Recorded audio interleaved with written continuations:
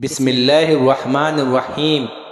حضرت انس رضی اللہ تعالی عنہ سے روایت ہے کہ رسول اللہ صلی اللہ تعالی علیہ وآلہ وسلم ایک جوان کے پاس اس کے آخری وقت میں جبکہ وہ اس دنیا سے رخصت ہو رہا تھا تشریف لے گئے، اور آپ صلی اللہ تعالی علیہ وآلہ وسلم نے اس سے دریافت فرمایا کہ تم اس وقت اپنے آپ کو کس حال میں پاتے ہو؟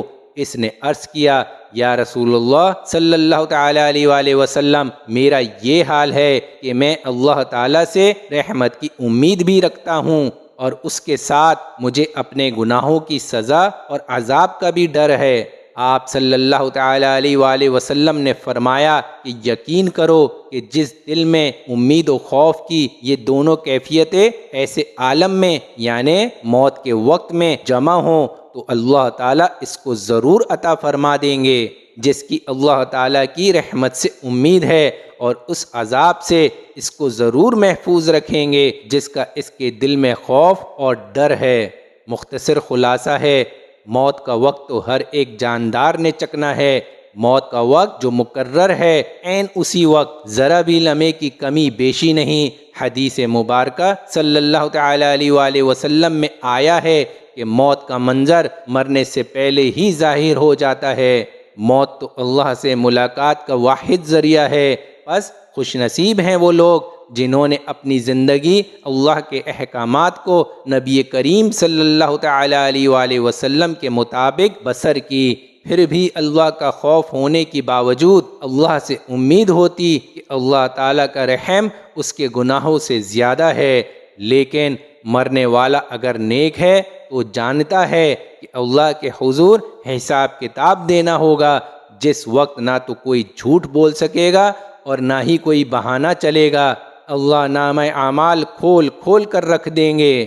انصاف تو ہوگا، یعنی حساب کتاب ایسا نہیں ہوگا کہ نمازی اور بے نمازی ایک ساتھ ہوں گے، اللہ کا ذکر، اللہ کا کلام والے اور فحش گفتگو والے ایک ساتھ، نہ ہی رات میں عبادت گزار اور زنا والے ساتھ ہوں گے، حلال کمانے والے اور رشوت خور حرام کمائی والے ایک ساتھ، سچا اور جھوٹا ایک ساتھ نہ ہوں گے۔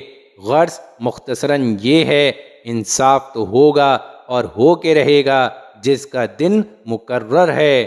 پھر اللہ چاہے تو سب کو معاف کر دے، چاہے تو سب کو جہنم رسید کر دے۔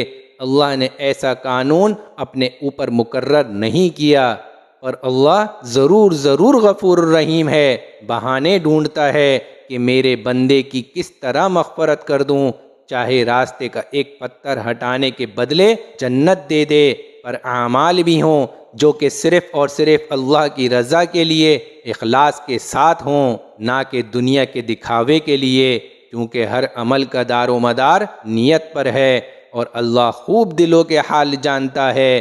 موت سے پہلے موت کی تیاری کا وقت ملا ہے، اس کو دنیا کے لیے ضیاع نہ کریں، اپنی زندگیوں کو اللہ کے احکامات اور نبی کریم صلی اللہ تعالی علیہ وآلہ وسلم کے طریقوں کے مطابق گزاریں، عمل کی کوشش جاری رکھیں اور توفیق مانگتے رہیں۔ انشاءاللہ تعالی اللہ ہماری کوشش کی وجہ سے ہی ہمیں سرخرو فرمائے گا۔ نبی کریم صلی اللہ تعالی علیہ وآلہ وسلم کی شفاعت ہر ایک مسلمان کو ملے گی، لیکن کیا ہم پر واجب نہیں کہ ہم بھی عملی طور پر نبی کریم صلی اللہ تعالی علیہ وآلہ وسلم سے عشق رکھیں، یعنی سنتوں کے عمل سے؟ مرتے وقت اور مرنے کے بعد اللہ کا رحم اس کے لیے ہوگا جس کو دنیا میں اللہ سے ہونے کا عملی طور پر یقین رہا اور نبی کریم صلی اللہ تعالی علیہ وآلہ وسلم کی سنتوں پر کامیابی کا یقین رہا۔ بس جو پڑھا اور سنا اللہ ہمیں اس پر عمل کی توفیق عطا فرمائے، اور مجھ سے پڑھنے میں کسی قسم کی کوئی غلطی ہو گئی ہو تو اللہ مجھے معاف فرمائے۔ انشاءاللہ تعالی پھر ایک نئے موضوع کے ساتھ ملاقات ہوگی۔